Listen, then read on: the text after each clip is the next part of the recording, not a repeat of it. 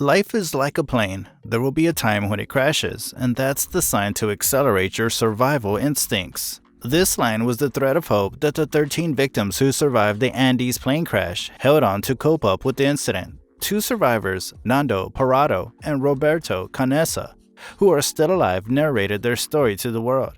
The news of their miraculous survival drew worldwide headlines that grew into a media circus. So what was the story that still surprises people worldwide? How did these 13 victims keep themselves alive for 72 days? Watch the video till the very end to know the story behind the famous survivors who are still alive after the terrible plane crash. The Uruguayan Air Force Flight 571 consisted of 42 passengers. The captain, who had over 29 years of experience, mistakenly believed that they had reached Curico. As they were on radio navigation, they could not visually confirm their location. Unaware the flight had not yet crossed the Andes, the traffic control authorized them to descend. So while descending, the flight hit the mountain, shearing off both the wings of the flight and the tail. The rest of the flight crashed down at 350 kilometers an hour. Right after the crash, 9 members died immediately due to heavy injuries and cold weather. One of the survivors quoted, "It was a very strange impression to see your friends dead. I mean, they were lying there on the snow. They had the same clothes you had, but there was an invisible line of life and death between you and him." A search team began to look for the plane immediately, but all efforts were in vain as the destroyed aircraft was not visible due to heavy snow. The only thing that remained with them was a camera and a radio. On the 8th day, their last ray of hope was also put out when they heard that the search authorities announced that they were calling off the search team through radio.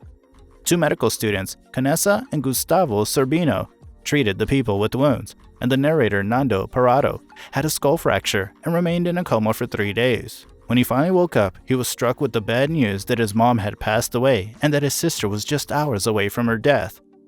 Now, to protect themselves from the cold, they used luggage and seats to obtain water from the snow. The survivors lacked medical supplies, cold weather clothing, equipment, and food. All they had were 3 pairs of sunglasses that prevented them from snow blindness. The only food they had were 8 chocolate bars, a tin of mussels, 3 small jars of jam, a tin of almonds, a few dates, candies, dried plums, and several bottles of wine. The food ran out after a week, and the group tried to eat parts of the airplane, such as the cotton inside the seats and leather. Not knowing that the rescue team had been called off, they were faced with 2 choices: either starve to death or eat the flesh of the people who died in the crash. Survivor Roberto Canessa was the first one to put the idea of cannibalism on their minds when he said that he was going to eat the pilot. It was terrible to contemplate and come to a decision to eat their mates, but the goal to survive propelled them to finally eat them. Cold and starvation weren't the only problems they faced. On the 29th of October, an avalanche struck their aircraft when they were asleep. This killed 8 more people, and one of them was the leader who nursed the survivors. This discouraged the remaining survivors. Now they finally accepted the fact that no one was coming to take them home, and they took matters into their own hands. On the 15th of November, Nando Parado and Roberto Canessa headed east in search of help.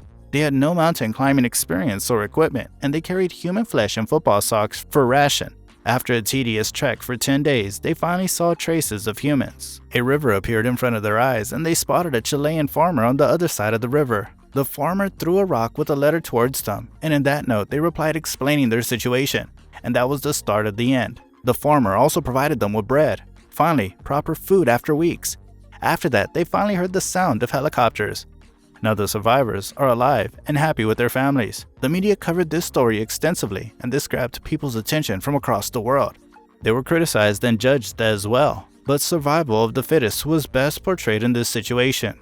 People would be willing to go to such extremes when it comes to life and death situations. What do you think about this incident? Let us know your views in the comments below.